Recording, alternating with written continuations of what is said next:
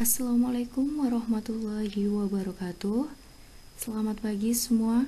Kami dari kelompok 2 akan mempresentasikan tentang bank syariah. Sebelumnya, saya akan memperkenalkan anggota kelompok 2 yang diantaranya saya, Sirotul Mila, NIM 4319006, Maulinda Vivi Andriani 4319004, Wasilatul Farhania NIM 4319014, dan Diana Dina Dilova NIM 4319016. Untuk penjelasan mengenai bank syariah, mari kita simak bersama-sama.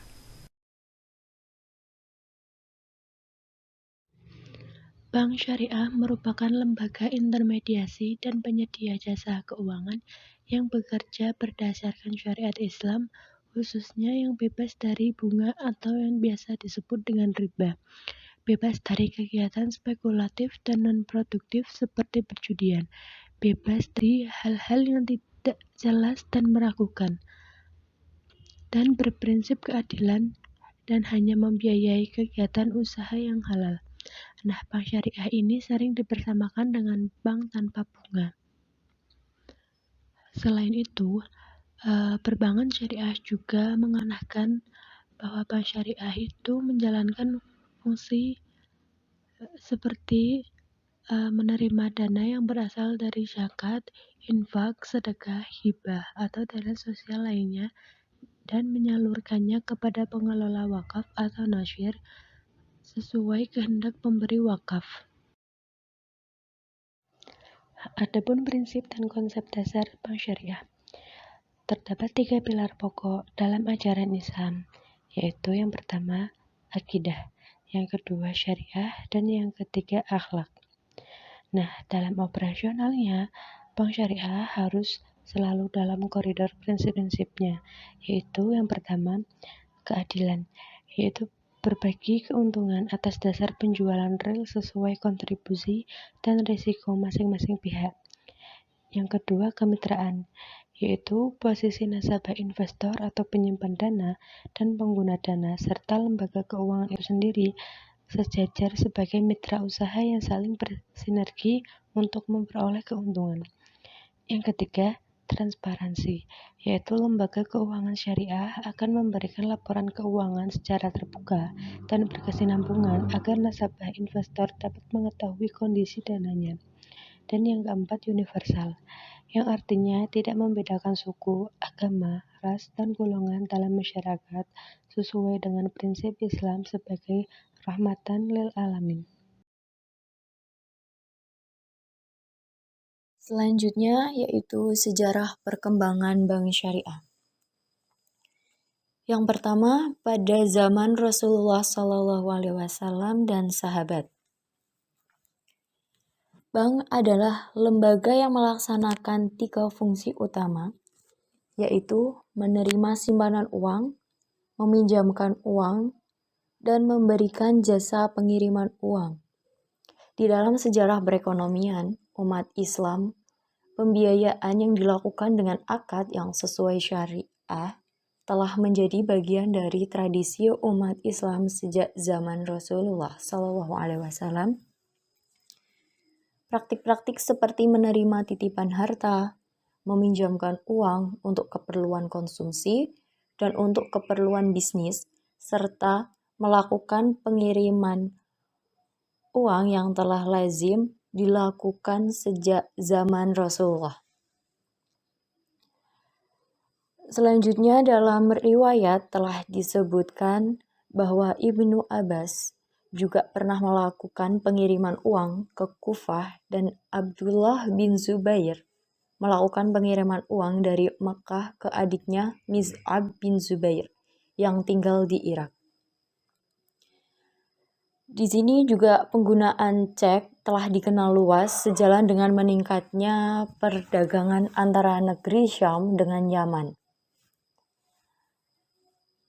Pada masa pemerintahan Khalifah Umar bin Khattab menggunakan cek untuk membayar tunjangan kepada mereka yang berhak. Dengan menggunakan cek ini, mereka mengambil gandum di Baitul Mal yang ketika itu diimpor dari Mesir. Di samping itu, pemberian modal untuk modal kerja berbasis bagi hasil seperti mudorobah, muzaro'ah, muzakoh telah dikenal sejak awal di antara kaum muhajirin dan kaum ansor. Dengan demikian jelas bahwa terdapat individu-individu yang telah melaksanakan fungsi perbankan di zaman Rasulullah Shallallahu Alaihi Wasallam, meskipun individu tersebut tidak melaksanakan seluruh fungsi perbankan. Yang kedua, pada zaman Bani Abbasiyah. Di zaman Bani Abbasiyah, ketiga fungsi perbankan dilakukan oleh satu individu. Berbeda dengan di zaman Rasulullah, fungsi-fungsi tersebut dilakukan oleh perorangan, dan biasanya satu orang hanya melakukan satu fungsi saja. Lalu perbankan mulai berkembang pesat ketika beredar banyak jenis mata uang pada zaman itu, sehingga perlu keahlian khusus untuk membedakan antara satu mata uang dengan mata uang lainnya. Hal ini diperlukan karena setiap mata uang mengandung logam mulia yang berlainan, sehingga mempunyai nilai yang berbeda pula. Aktivitas ekonomi ini merupakan cikal bakal dari apa yang kita kenal sekarang sebagai praktik penukaran mata uang. Peranan bankir pada zaman Abbasiyah mulai populer pada pemerintah Khalifah Muqtadir pada tahun 908 sampai 932 Masehi. Kemajuan praktik perbankan pada zaman itu ditandai dengan beredarnya sak atau cek dengan luas sebagai media pembayaran. Bahkan, peranan bankir telah melalui 3 aspek, yakni menerima deposit, menyalurkannya, dan mentransfer uang. Dalam hal yang terakhir ini, uang yang dapat ditransfer dari satu negeri ke negeri lainnya tanpa perlu memindahkan fisik uang tersebut. Yang ketiga yaitu sejarah berdirinya bank syariah. Perbankan yang mulanya hanya ada di daratan Eropa, kemudian menyebar ke Asia Barat. Sejalan dengan perkembangan daerah jajahan, maka perbankan pun ikut dibawa ke negara jajahan mereka.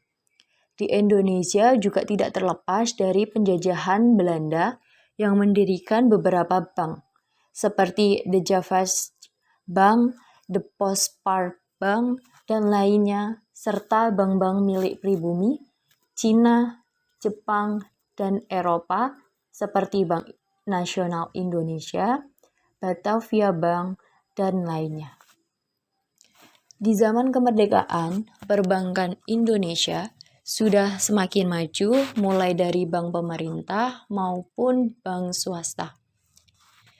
Sejarah perkembangan bank syariah modern tercatat di Pakistan dan Malaysia sekitar tahun 1940, yaitu upaya pengelolaan dana jamaah haji secara non-konvensional.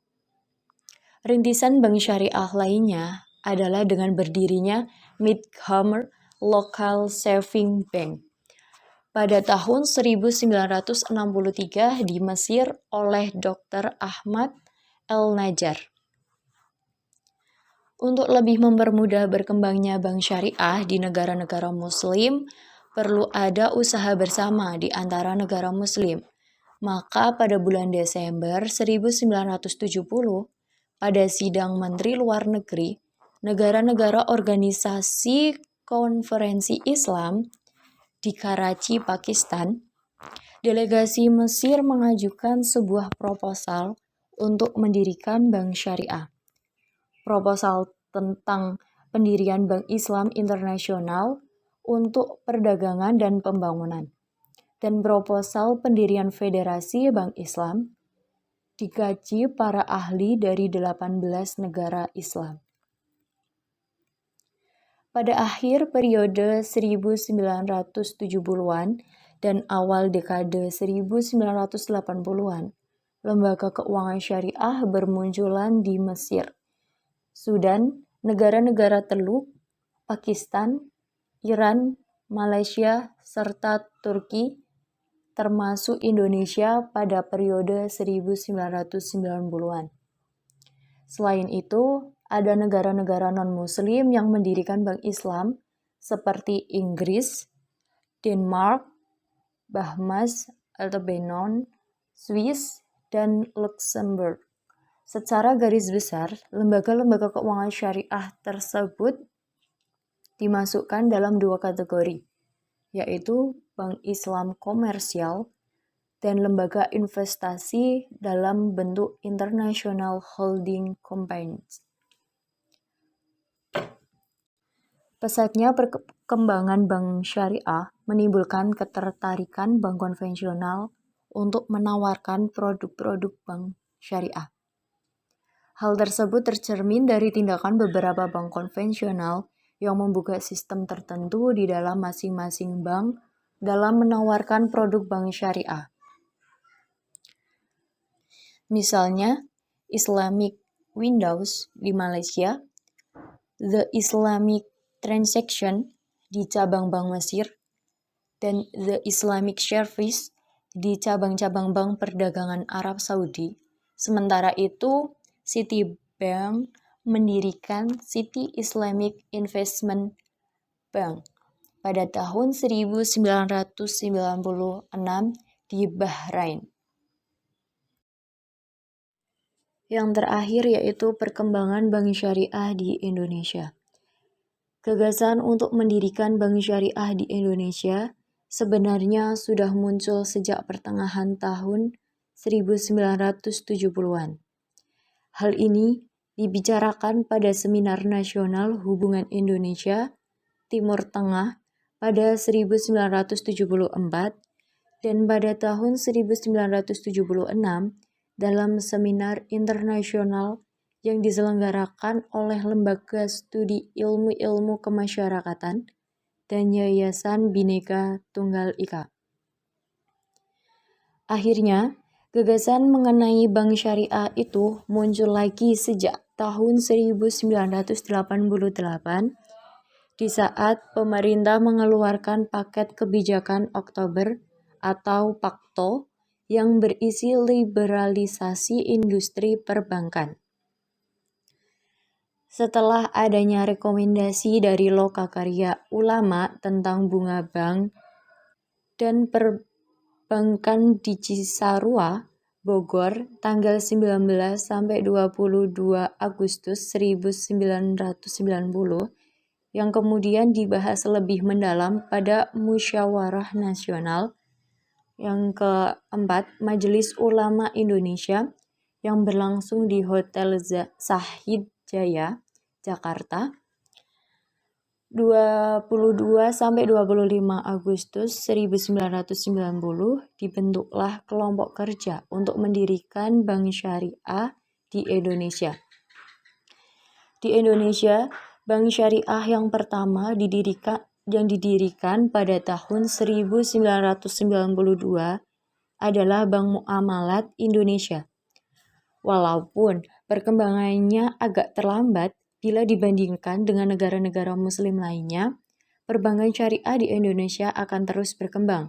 Bila pada periode tahun 1992 sampai 1998 hanya ada 1 unit bank syariah, maka pada tahun 2005 jumlah bank syariah telah bertambah menjadi 20 unit. Yaitu 3 bank umum syariah dan 17 unit usaha syariah. Pendirian Bank Muamalat diikuti oleh Bank Pengkreditan Rakyat Syariah, namun demikian keberadaan 2 jenis lembaga keuangan tersebut belum sanggup menjangkau masyarakat Islam lapisan bawah. Oleh karena itu dibentuklah lembaga-lembaga keuangan mikro syariah yang disebut Baitul Mal wat Tamil. Setelah 2 tahun beroperasi, Bank Muamalat mensponsori berdirinya asuransi Islam, Syarikat Takaful Indonesia, dan menjadi salah satu pemegang sahamnya. 3 tahun kemudian, yaitu 1997, Bank Muamalat mensponsori Lokakarya Ulama tentang reksadana syariah, yang kemudian diikuti dengan beroperasinya reksadana syariah oleh PT Dana Reksa Investment Management. Banyak para ahli Islam mengemukakan bahwa perkembangan perbankan syariah di Indonesia makin pesat dan berkembang secara fantastik. Krisis keuangan global di satu sisi telah membawa hikmah bagi perkembangan perbankan syariah.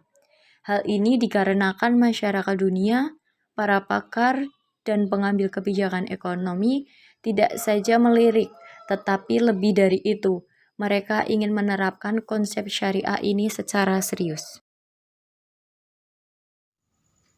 Selanjutnya saya akan menyampaikan perbedaan antara bank syariah dan bank konvensional.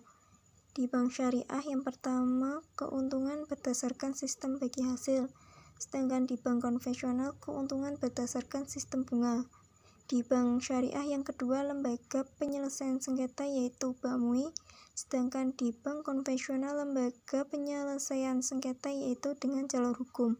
Di bank syariah yang ketiga, dalam struktur organisasi harus ada Dewan Pengawasan Syariah, sedangkan di bank konvensional yang ketiga, dalam struktur organisasi tidak ada Dewan Pengawasan Syariah. Yang ada di bank syariah yang keempat, menolak pengajuan kredit untuk hal-hal yang melanggar hukum Islam, sedangkan di bank konvensional nomor 4, menyalurkan kredit bisa dilakukan di berbagai bisnis selama tidak melanggar hukum yang berlaku. Di bank syariah yang kelima, nasabah diperlakukan sebagaimana mitra bisnis, sedangkan di bank konvensional nomor 5, hubungan nasabah dengan bank lebih seperti antara debitur dan kreditur.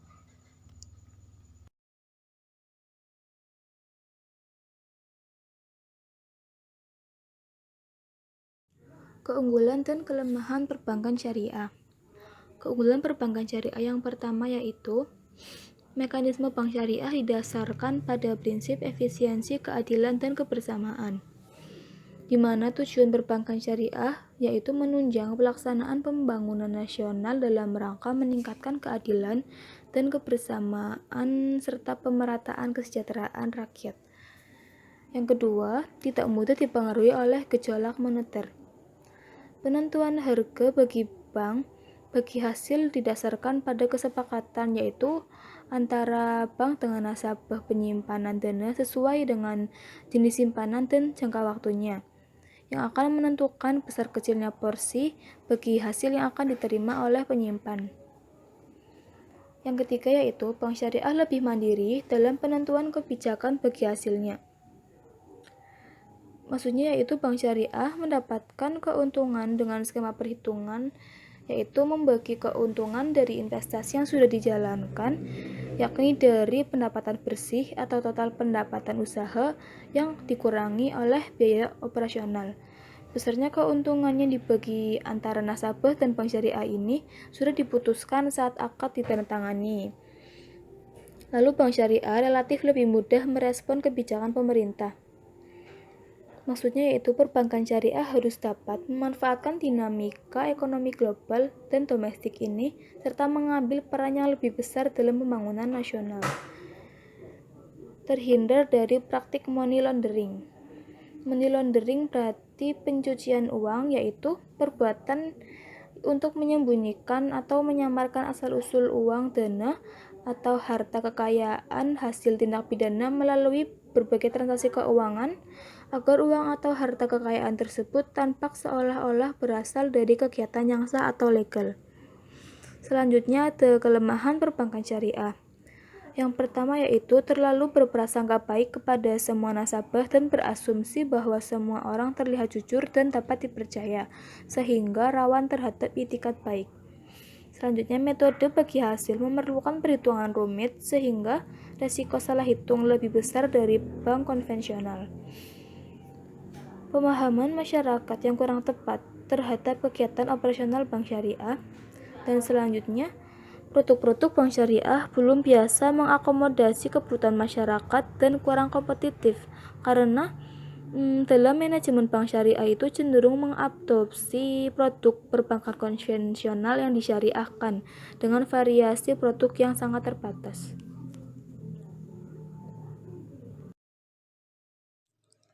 Baik teman-teman, itulah presentasi dari kelompok 2. Terima kasih telah menyimak penjelasan materi tentang bank syariah yang dibawakan oleh kelompok 2. Sekian, wassalamualaikum warahmatullahi wabarakatuh.